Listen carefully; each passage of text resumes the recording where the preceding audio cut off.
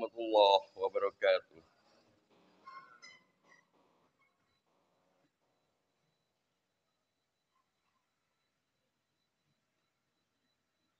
Alhamdulillah.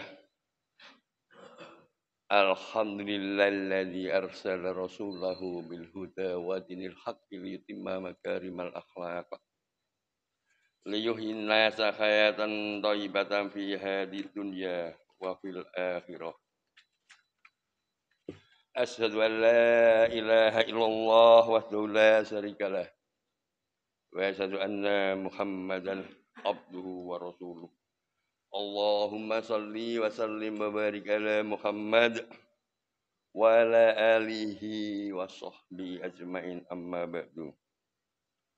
Jamaah salat subuh yang dirahmati Allah, alhamdulillah kita masih dikaruniai nikmat oleh Allah SWT dan alhamdulillah kita insyaallah bisa mewujudkan nikmat tersebut dengan penuh rasa syukur untuk lebih meningkatkan keimanan dan ketakwaan kita serta untuk lebih mampu membuat diri kita, kehidupan kita lebih bermanfaat yang ke arah lebih baik. Itu tentu harapan kita dan semangat kita, motivasi kita untuk menuju kehidupan yang lebih baik dan berakhir dengan husnul khotimah untuk meraih ridho Allah.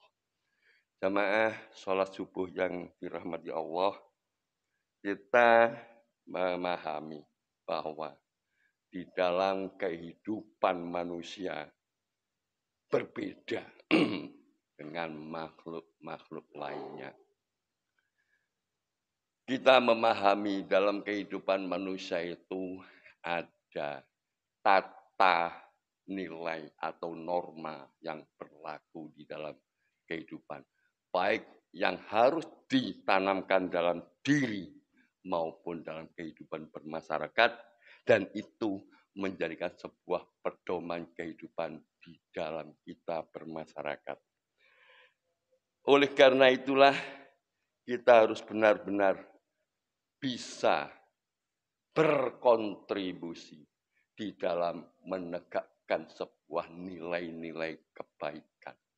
Karena di dalam kehidupan, jika kita tidak mampu berkontribusi terhadap berkembangnya sebuah nilai di dalam kehidupan, sama saja kita masuk persetujuan atau menyetujui terhadap norma atau nilai yang ada di dalamnya. Jamaah sholat subuh yang dirahmati Allah, di dalam kehidupan peran nilai ada dua unsur, yakni nilai etika dan nilai estetika. Nilai etika atau norma atau biasa disebut dengan akhlak adalah cerminan sebuah kehidupan masyarakat. Jika etika, akhlak dalam sebuah pribadi-pribadi yang ada di dalam masyarakat itu baik semua, maka semua akan mengatakan bahwa lingkungan masyarakat itu berkontribusi pada kehidupan yang baik. Karena dalam tata kehidupan sudah berlaku nilai-nilai kebaikan.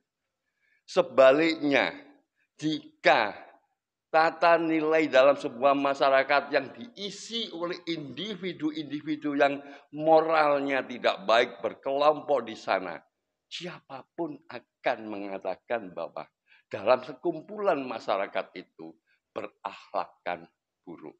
Misalnya pemabuk, penipu, penjahat, pencoleng berkumpul jadi satu.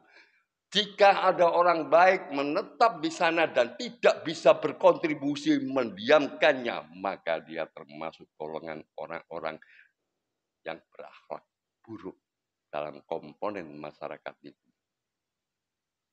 Oleh karena itu kita sebagai seorang muslim tentu harus mampu memberikan kontribusi dalam sebuah terbitnya adat kebiasaan norma kehidupan masyarakat yang ada di dalamnya. Inilah sehingga Allah berfirman, wal takum khair minkum khairu ummatin ukhrijat linnas wa ta'muruna bil ma'ruf wa tanhauna 'anil munkar. Engkau adalah sebaik-baik umat yang oleh Allah dimunculkan untuk mengajak kebaikan dan mencegah kemungkaran. Jika kita sebagai umat Islam membiarkan hidup dalam sebuah tatanan yang terkecil atau sekecil apapun, atau di dalam rumah tangga kita sendiri ada sebuah kemungkaran, kita tetap tidak mau membiarkan, tidak mau menghalau atau mengingatkan, maka kita tergolong umat Islam yang tidak mengamalkan apa yang diperintahkan oleh Allah.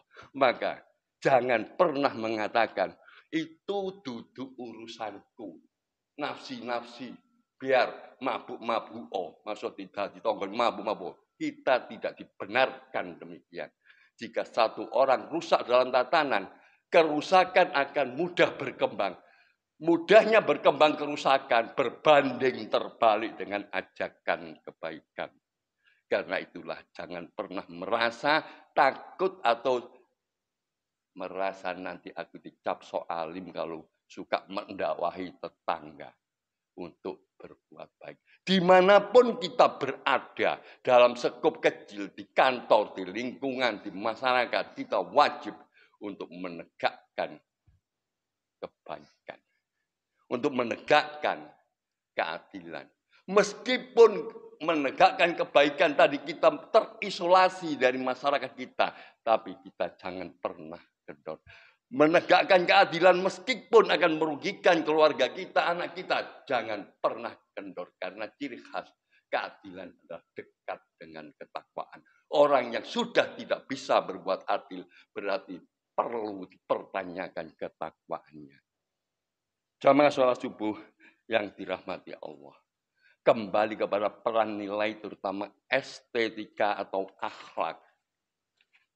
Allah sudah jelas-jelas di sini memberikan keteladanan kepada seorang Rasul. Jadi kalau kita lihat di dalam firman Allah bahwa nilai moral itu sudah ada. Adanya nilai moral bukan setelah Nabi Muhammad diturunkan. Sebelum Nabi Muhammad diturunkan, nilai moral sudah berlaku sejak zaman ke zaman. Makanya di sini disebutkan bahwa Rasulullah Shallallahu Alaihi Wasallam menyebutkan dirinya bahwa buistu mimma makarimal akhlak. Aku diutus untuk menyempurnakan akhlak yang mulia. Kalimat menyempurnakan berarti sudah ada sebelumnya. Karena itu kita di dalam kehidupan sebagai umat Rasulullah untuk bagaimana kita agar menjadikan sebuah manusia yang berakhlakul karimah. Jangan pernah kita memfigur pada orang-orang yang tidak ada histori kehidupannya secara lengkap. Carilah siapa manusia yang histori kehidupannya secara lengkap, yang banyak diikuti oleh umat manusia, dan jelas-jelas pribadi kelakuan kesehariannya. Inilah yang harus kita jadikan teladan. Siapa teladan itu? Allah sudah memerintahkan. Teladan sebagai umat Islam tidak ada orang lain kecuali Rasulullah Sallallahu Alaihi Wasallam. Laqad kana fi Rasulillahi uswatun hasanah. Sesungguhnya telah ada pada diri Rasulullah itu suri tauladan bagimu. Karena itu di zaman digital, di zaman IT, kita harus jangan sampai lupa diri membiarkan putra-putri kita main HP di ruangan tertutup menyendiri. Dikhawatirkan dia tercemar dengan hal-hal yang dia gandrungi, melupakan ajaran syariat Islam sehingga apa yang dilakukan, meniru apa yang dilihat. Kewajiban kita agar tegaknya risalah Islam, keteladanan kita umat Rasulullah SAW yang selalu mempelajari risalahnya sehingga tetap bahwa diri kita adalah mencontoh kehidupan Rasulullah. Kita wajib selalu mengontrol dalam kehidupan baik diri kita, keluarga kita, lingkungan kita, masyarakat kita, dan seluruh bangsa kita. Sehingga peran nilai sebagai umat Islam yang mengejawantahkan Al-Quran sebagai hudal linnas benar-benar bisa terwujud. Sehingga yang difirmankan Allah benar-benar bisa dirasakan oleh penduduk bumi.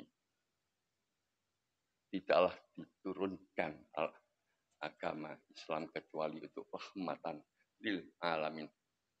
Wa ma arsalnaka illa rahmatan lil alamin. Siapa yang bisa menjadi pelopor perintah Allah, wa ma arsalnaka illa rahmatan lil alamin, yakni umat Islam yang harus menjadi pelopor. Jangan sampai umat Islam justru merusak citra Islam. Misalnya tidak jujur, suka menipu dalam kehidupan rumah tangga, tidak bisa dicontoh, suka menempeleng istrinya, kawin tanpa izin dan berselingkuh sebagainya. Kalau sudah begini akan merusak citra Islam itu. Jika mengaku kita sebagai umat Islam, maka kita bukan saja menjaga citra diri, tapi kita juga wajib menjaga Islam, bahwa Islam adalah rahmatan lil alamin. Islam adalah menjaga keadilan. Islam adalah menegakkan kejujuran. Islam tidak ada kompromi terhadap kemungkaran.